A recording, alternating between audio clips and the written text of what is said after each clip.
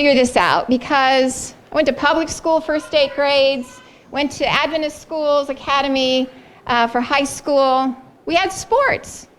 Sports. We didn't have agriculture. That's a foreign field for me as a parent. But as I learned more about true education, I saw, and I see more and more every day, the need for labor, and especially agriculture. Well, I'm going to share with you a little bit from the book by E.A. Sutherland, Studies in Christian Education. This is the book that changed my understanding of education. I read it in an hour and a half, put it down, I said, why didn't anyone ever tell me? I never knew. And so I sought out to, I would buy these by the half dozen. At that time, they were about $6, $7. And I won't go into all that, but anyhow, when I got here to Uchee Pines, there was about 70 of them, and I got rid of them real quick. Studies in Christian Education by E.A. Sutherland. This is what Joshua White publishes, the cover, and Teach Services has this cover. So you can get them at Teach Services or Joshua White. And then as I learned more, true education includes especially labor, industry. I found a book. This was published at Heartland Publications. When they finally met me, they said, wow, I know that you've spent a lot of money here in our Heartland Publications over the years. They knew me because of what I bought, all the books. But this book is called Strange Fire. Strange Fire, written by Barry Harker, PhD. And he talks about here the history. Oh, if I could just spend time, and give you an outline of the history of sports, how sports was used. And I'm not going to I don't have time because I want to get you into the booths, the industry booths, so that you can be encouraged there. What was I going to say about this? It'll come to me. Strange Fire. Oh, yes. In our Sabbath school lesson for this week, Sabbath school meaning the curriculum for birth to 9 years old, our Bible lesson for this week is on the building of the sanctuary.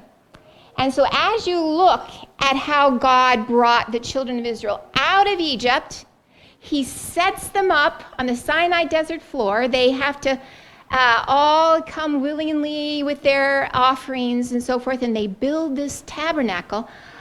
I'm looking at the 40 years that they spent there. Did they have any court? Did they have a court? They did have a court. I have a sports book, and wouldn't you know it, I cannot find it. I'm sure I've put it somewhere so that I could have it, but it's now hidden. But I like that book because you open it up and you see all these different sports with courts. Tennis court, basketball court, all kinds of courts. But then when you contrast it with the coming out of Egypt, we're to call people out of Babylon, you see only one court on the Sinai desert floor. So get that picture in your mind of those 40 years where the adults especially had to come out of Egypt, but they didn't. They didn't. Will we? Our children will, because the children that were in the wilderness, they went in, but the adults died there in the wilderness. Will we die outside the promised land because we're holding on to some idols, some things that we're putting first? Okay, let me get into sports versus manual labor from Studies in Christian Education. It says manual labor as a part of the curriculum in school is God's way of training ministers and missionary workers in the science of true education. The what? But what is the part of the curriculum in school that's God's way of training missionaries, ministers and missionaries? It's manual labor. Manual labor. In the 1840s, many were led by God to see the importance of manual training to prepare practical missionaries for the mission fields of the world. In spite of the fact that practically every Protestant denomination had some experience in conducting manual training schools, these denominations as a whole opposed the idea. And their persistent opposition finally forced the schools that had led out in the reform to close their manual labor departments. The closing of the manual labor departments is a signal for a return to the educational system of medieval Europe. The Pilgrims left Europe to get away from that system. But the very fact that they put away in the 1840s manual labor was a sign they were returning to that very system. They began to train worldlings instead of Christians. Herein lay one of the greatest mistakes of the Protestant denominations prior to the year 1844. One of the greatest mistakes. Oh, may our eyes be open, dear Heavenly Father. Here is one of the reasons why they were unprepared for the midnight cry and the first angel's message. Manual labor in connection with education was called by men in these manual training schools a panacea. Someone look that word up, unless you know what it is and you can give us that definition. A panacea, mighty to heal. The training school for Christian workers, which lost that panacea, became spiritually sick and ceased to advocate Christian educational reforms. It is called a missionary impulse, which through manual labor made it possible for the very poorest boy or girl, that's me, to receive the education and thus enlarge his fitness to perform the duties of life. Studies in Christian Education, I don't have the page for that, it's in this book. Then it says, after the beginning of the 40s, 1840, we hear little of manual labor. With the general increase of wealth, there was less need of whatever pecuniary value it possessed. The consciences of the good were less scrupulous about seeking exercise outside of useful labor, and the modern gymnasium and athletics soon began to make all-sufficient provision for the physical well-being of the world. Notice the year when this decline occurred. 1840. Mercer University, referred to above, had this experience. In 1844, the manual labor system, which had been on trial since the foundation of the Institute in 1833, was abandoned, having proved inefficacious. Several other attempts had been made during the same decade to establish manual labor schools in different places, which one exception had likewise failed. Question: do Seventh-day Adventists grasp the significance of this state? God cannot forever bear with unbelief, half-hearted efforts, and cold, indifferent trifling with divine principles.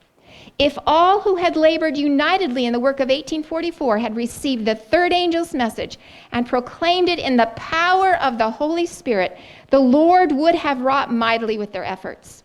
A flood of light would have been shed upon the world. Years ago, the inhabitants of the earth would have been warned. The closing work completed, and Christ would have come for the redemption of his people. It was not the will of God that Israel should wander 40 years in the wilderness. He desired to lead them directly to the promised land. It would have taken only 11 days to get there. In like manner, it was not the will of God that the coming of Christ should be so long delayed. That's Great Controversy 458.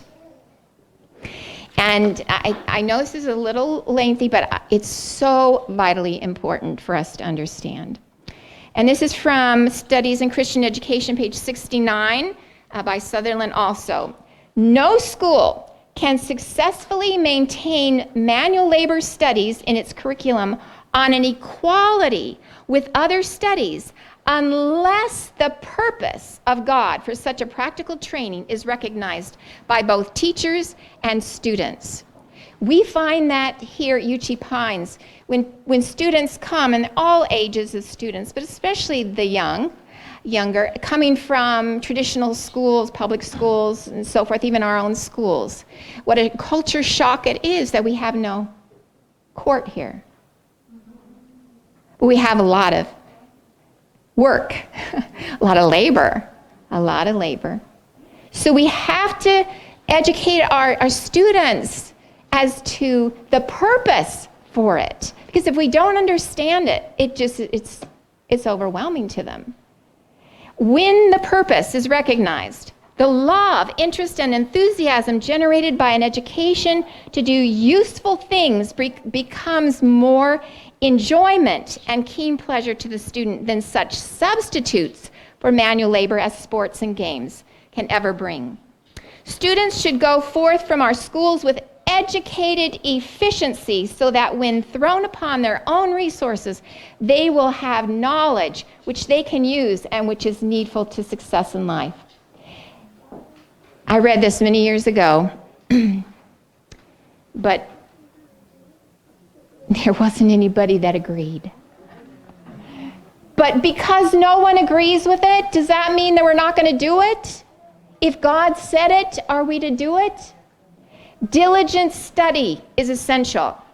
So also is diligent hard work. Play is not essential. I taught my son, who's 37 today, not today, but this month actually, I taught him how to play, how to have fun. I ruined him. So I'm speaking from experience and pain. We don't have to teach them to play. We can teach them to work, to be industrious. Devotion of the physical powers to amusement is not most favorable to a well-balanced mind. Do we have mental illness today? Yes, but with true education, it gives the mind a symmetrical education, a balanced education, if we know as parents what we're doing. If the time employed in physical exercise, which step by step leads on to excess, were used in working in Christ's lines, the blessing of God would rest upon the worker. The discipline for practical life that is gained by physical labor combined with mental taxation is sweetened by the reflection that it is qualifying mind and body better to perform the work that God designs men to do. The more perfectly the youth understand how to perform the duties of practical life, the greater will be their enjoyment day by day in being of use to others. The mind educated to enjoy useful labor becomes enlarged. It's like the reading of the scriptures expands the mind, and so does being industrious. I think of the ant, especially in putting this conference together, all the little things that needed to be done. And so you just do, like a little ant, you just do a little at a time, and then a big work gets done, right? Especially when you have helpers. And do ants have helpers? They do, and they work together. And that's what the family is to learn how to do. Through training and discipline, it is fitted for usefulness, the mind, for it has acquired the knowledge essential to make its possessor a blessing to others. It's not about me.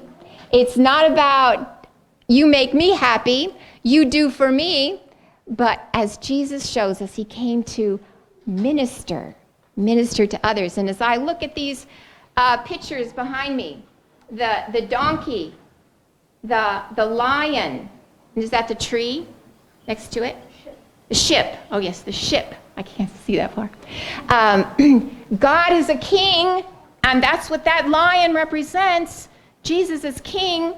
And then the donkey, and our brother Pedro Azario, the father over there, it was his class that actually put together many of these banners. He drew, can I tell everyone? He drew the donkey. Well, why would a donkey be on a sign, a banner, describing a tribe? But more than that, it describes a true king. A true king is like a donkey that's sure-footed and a hard worker. A hard worker. And so these pictures, we're going to learn more about the pictures, especially in one of the booths this afternoon. You're going to be learning about the tribes and what these pictures are really pointing us to. But to be a true king, to be a true blessing to others, we must learn how to serve. I cannot find an instance in the life of Christ where he devoted time to play and amusement. He was the great educator for the present and the future life. Yet I have not been able to find one instance where he taught the disciples to engage in amusement in order to gain physical exercise. The world's Redeemer gives to every man his work and bids him occupy till I come, Luke 19:13. In doing this, the heart warms to the enterprise. All the powers of the being are enlisted in the effort to obey. All the powers. You know you have powers? Where are your powers? Do you have superpowers? You do, with God living in you. And so we can learn more about the brain, the mind faculties. This is where our powers are. Did you know the will is your power of decision making? You're going to choose to do right, or you're going to choose to do wrong. It's your power. And so parents, this is what we teach the children when they're little. 1-year-old, 2-year-old, 3-year-old. By 3 years old, they need to know self-control and obedience. How can they learn that if parents don't know how to train them? I didn't know how to train my youngest one. And it's made his life hard. 37 years. Very hard.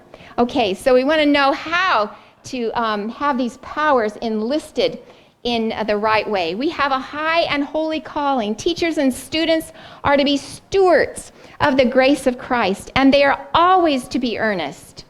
That's in Counsels to Parent and Teachers and Students 309. It is easy to determine the system of education in operation in any training school. You want to know how? Students who enjoy games and sports more than useful labor have certainly chosen a system of education that will give them little help in preparing to enter the hard places of the world or to prepare for the latter rain. And if you look back at your history, your journey, and see how sports has helped you. And this PhD, he tells us it's more, sports is about war games. It's about winning, no matter how you can do that. We have already noted that opposition to useful labor in Oberlin brought this change.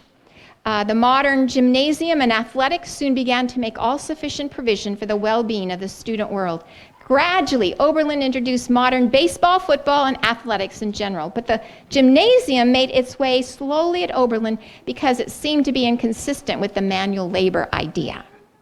Studies in Christian Education, page 70. And lastly, they were brought, this is Christian Education, page 211, they were brought in to supply the want of useful physical training and have become popular with education institutions. That's the athletics and sports.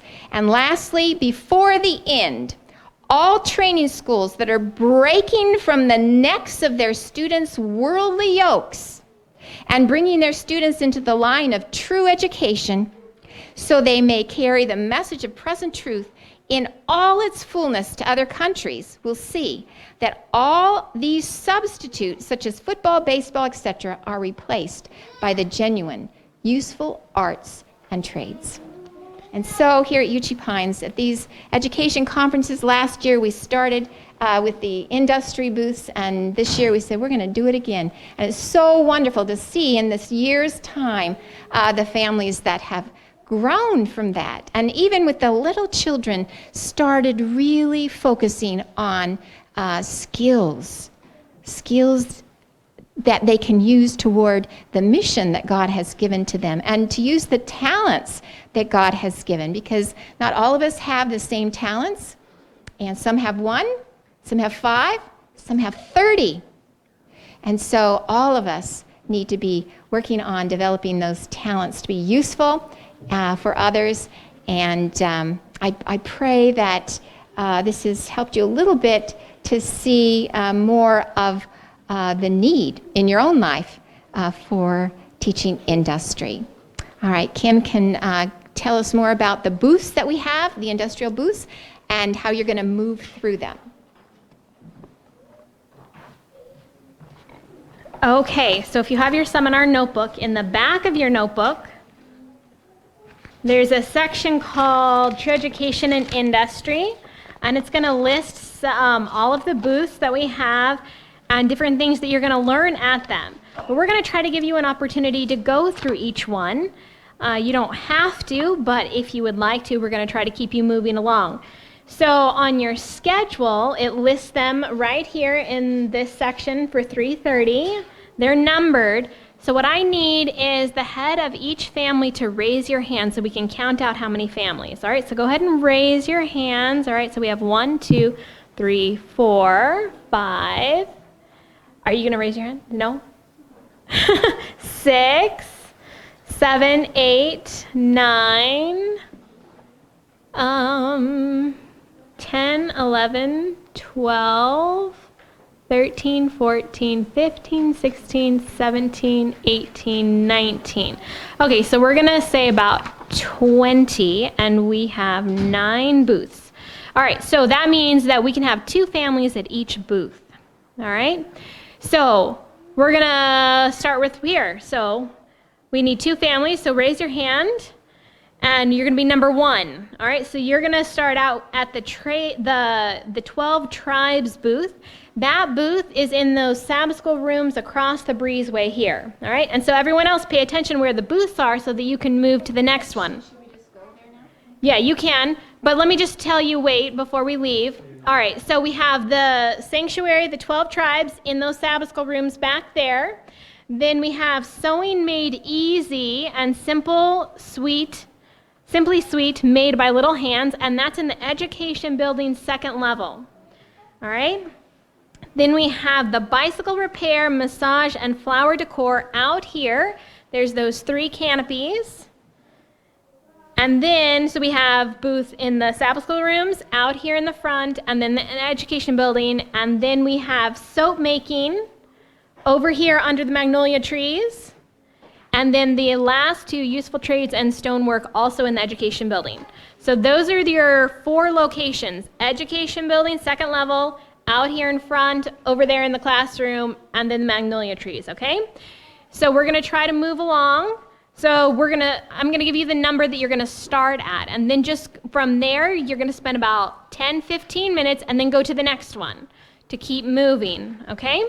And whatever's closest to you, you just move to that next one.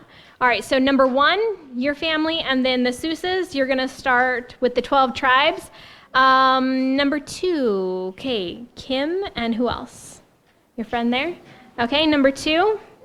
And then we have Simply Sweet, the Lopes, and yes, this family, and our brother there. All right, number 4, Bicycle Repair. Okay, raise your hand if you have not had a booth. Oh, you haven't had a booth yet. Okay, so you'll go to Bicycle Repair, and then over there. Yep, you're good? All right, Bicycle Repair. And then if you find that you have not been selected to go into a booth, you just find a booth that doesn't have a lot of people, okay? All right, Massage. Next families, raise your hand. Massage, we need 2 families to go, okay? You can go to Massage, and that's going to be out here in the 3 canopies. And right here, okay, so this side is covered, right? And if you're anyone else on this side who has not found a booth yet, you just mingle, like find one. All right, we have Flower Decor. Who's next? Yes, Kendra. And, all right, and let's do one more group. Who else wants to go to start with Flower Decor? Okay, great. This family here. All right, soap making. And be sure you can visit all of them. This is just where you're starting out. Okay, soap making, who's going to start there? Who does not have one? Okay, you're going to do that. Soap making. And then, okay, great. And then useful trades.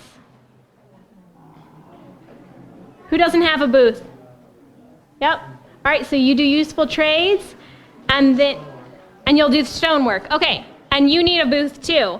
So either do useful trades or stonework. So those are both in the education building, second level.